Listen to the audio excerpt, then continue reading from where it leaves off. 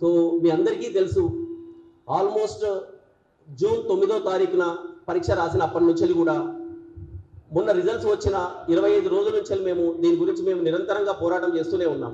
అశోక్ నగర్ నుంచి press club నుంచి అశోక్ నగర్ నుంచి సెక్రటరియట్. మేము మొదటి నుంచి మిమ్మల్ని ఒక్కటే అడిగేది 1:100 ఏంటి ఈ సమస్య 1:100 అనేది. వాస్తవానికి యూపీఎస్సీ ఎగ్జామ్స్లో కూడా ప్రిలిమ్స్లో పాస్ అయిన తర్వాత 1:15 తీసుకుంటారు.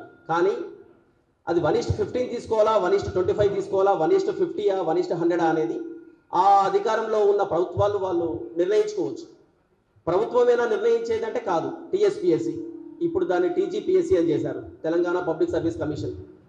సో వాళ్ళకున్న అధికారం ప్రకారం వాళ్ళు అప్లికేషన్స్ని డేట్ని మార్చొచ్చు, నెంబర్ ఆఫ్ అప్లికేషన్స్ని పెంచుకోవచ్చు, ఎగ్జామ్ డేట్ని మార్చుకోవచ్చు, ఎగ్జామ్లో ప్రిలిమ్స్ నుంచి మెయిన్స్కి ఎంతమంది క్వాలిఫై అయ్యారో కూడా వాళ్ళే తేల్చుకోవచ్చు. ప్రతి అధికారం వాళ్ళకు ఉంది.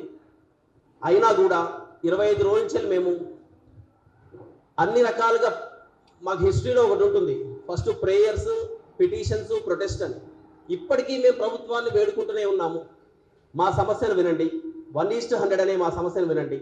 ఇది నిజంగా మా సమస్యనా అంటే ఇందులో ఏమన్నా న్యాయం ఉందా లేదా? సో ఎంత న్యాయం ఉందనేది ఇక్కడున్న ఈ గ్రూప్ 1 ఆస్పిరెంట్స్ వచ్చిన వాళ్ళందరూ మీకు తెలియజేస్తారు.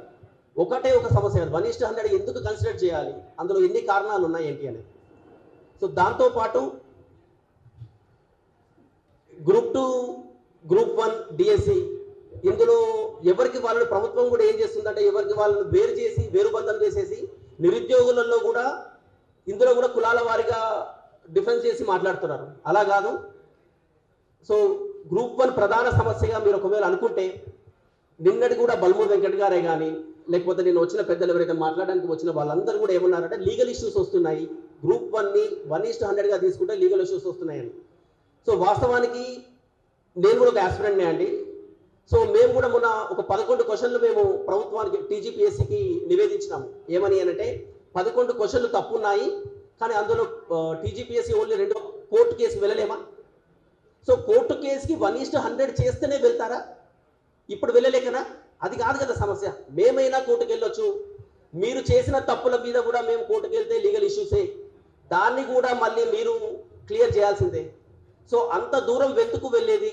సో మా ప్రధాన డిమాండ్ 1:100 అనేది ఎందుకు అనేది ఇచ్చిన నోటిఫికేషన్లో చాలా క్లియర్గా ఉంది.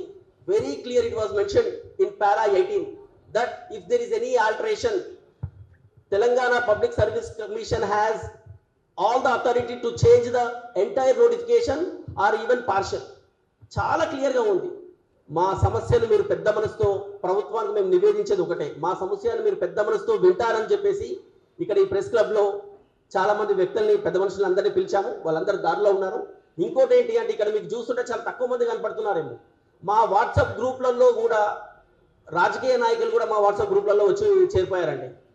ఇది ఎంత ఘోరం అంటే ఇక్కడ ఏం జరుగుతుందో కూడా ఇంటెలిజెన్స్కి తెలుస్తుంది, ఎక్కడి వాళ్ళని అక్కడనే నిర్బంధిస్తున్నారు.